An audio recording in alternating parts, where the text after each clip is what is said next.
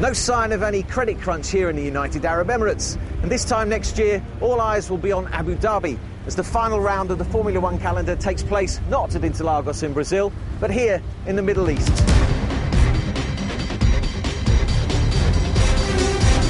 British fans will be hoping that when that date comes around in 2009, Lewis Hamilton will be defending his world crown. Of course, there's a small matter of winning his first title to go before then. So can he do it? Right now he's tantalisingly close, and there's one man in town who knows all about it.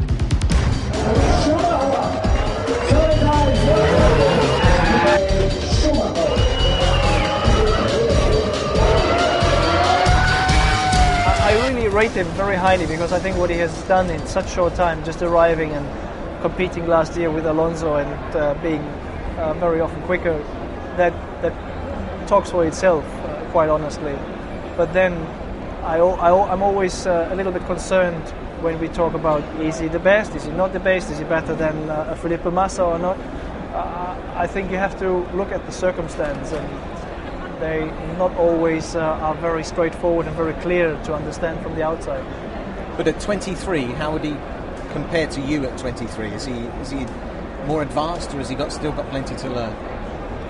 I think that the whole generation in nowadays is more advanced in a way, due to the development that they fall into. It's much more professional in the lower level of Formula classes than it used to be in nowadays. When I arrived to Formula One, yes, telemetry was already there, but it's nothing to what it is now. I don't remember before I went to Mercedes that I saw telemetry. I didn't know what it was. So you see, they've grown up much more efficient in these days. In terms of raw talent, is Hamilton something special? Because the reason I say this, because in the wet, it seems that the best drivers seem to be able to produce something special. You were always a master in wet conditions. It seems to make the difference between the good driver and the great driver. Does Hamilton have a little bit of that, do you think? In a way, probably yes, but then is the question, what car has he? Because I remember from my own situation in 95, we had a car that was really difficult to drive. We won the championship, I don't know how, but it was such a sharp, I call it sharp car, because it had a small window, a little bit too much, and off you were.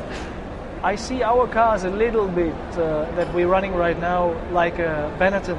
It's very very strong, very sharp, but sometimes difficult. Yeah.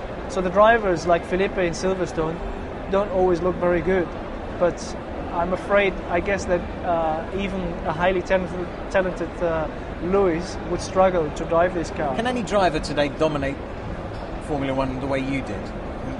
Can somebody like Lewis pick up a world title and then get 7 world titles, or is that something that's just beyond the bounds of the modern age?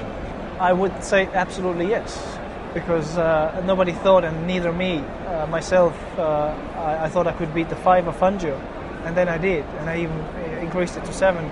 Records are there to be beaten, and I'm quite relaxed that one day it will happen, whether it's Lewis, whether it's Massa, or it's Sebastian Vettel, or whoever. It might be somebody of the current or of the future that could or will do it. I have no problem about it. What's happened to Kimi this season? Because Kimi Raikkonen's world champion, of course, and now he's in a supporting role for Massa. Is it just bad luck? No, I think I have to protect him in many ways, because in the middle of the season we made some developments to the car that they looked quicker to our drivers, but it took us a little while to understand they were quicker in general for Felipe, but Kimi simply didn't get on with this one. The moment we went back with those changes, we put him back into competitive lap times.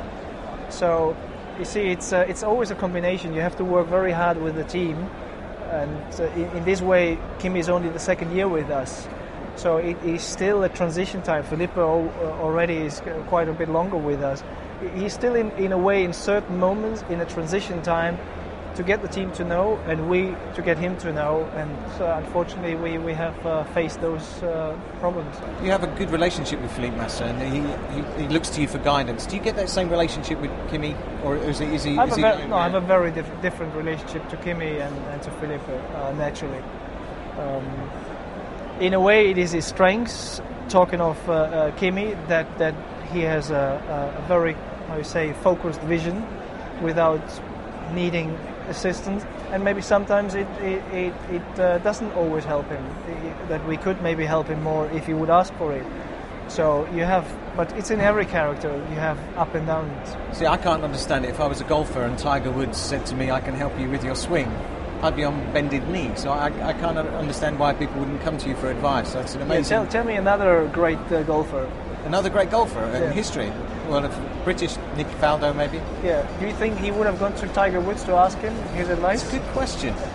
Probably not. That's a very good question. You and my skills of golf, yes, we would be happy to have advice from him, I guess. Yeah. Yes, I see your point. Thank you very much. Agree. You'd think Formula One's most successful driver would mourn the loss of his racing life, but Schumacher will have none of that. Other projects fill the hours, and the man himself has never looked more relaxed. What's life been like for you after Formula One? I interviewed Alain Prost a few months ago, and he said that nothing could replace the drug, the adrenaline, and the excitement of Formula One. Do you miss that, and have you felt that absence? Probably I'm not long enough out of it. No, I have not.